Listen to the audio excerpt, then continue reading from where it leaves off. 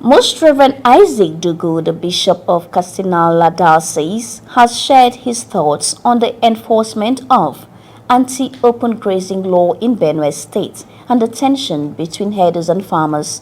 This was during an interview with Catholic Television of Nigeria during a recent visit to the Catholic Secretariat in Durumi, Abuja.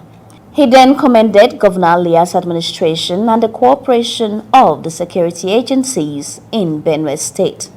A few years ago, during the S-way administration of Honorable Samuel Otom, the governor of Benue State, the Benue State House of Assembly passed into law the anti-open grazing law, which we were quite excited about it. I will hope that will go a long way to solve our problem. And the law, of course, is against the backdrop of our very sad experiences with the herders who come to molest, to kill, and to destroy not just property but also our farmlands. So that law was enacted to forestall that the subsequent situations of this nature, so that people can have some level of peace and also go to farm and also not be harmed by anything whatsoever. So that was the reason why I called for the enforcement of that law. My people are predominantly farmers, and that's what we live on, that's what is sustaining us, and that's our means of livelihood.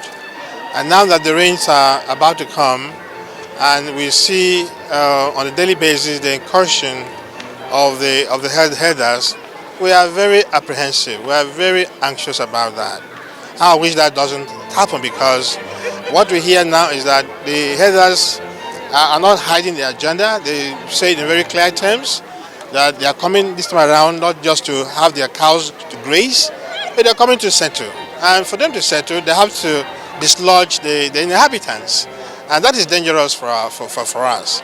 And as you know, Benue State is a food basket of the nation, and that is because of the enormous food that is produced in Sankara, which is also a part of my diocese. So if the farmers are not able to go to farm, it means that the whole Nigeria is going to starve because of the inability to go to farms.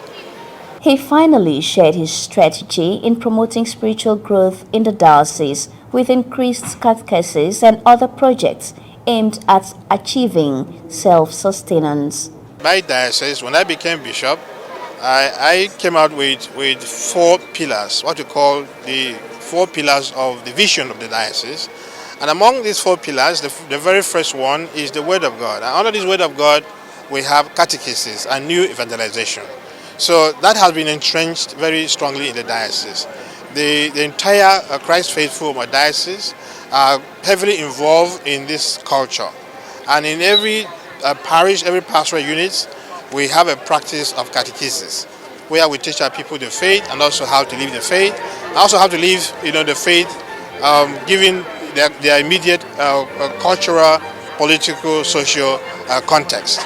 So the catechisms are ongoing. Every parish in my diocese organizes catechism on the weekly basis for our faith, not just for children, but also for adults.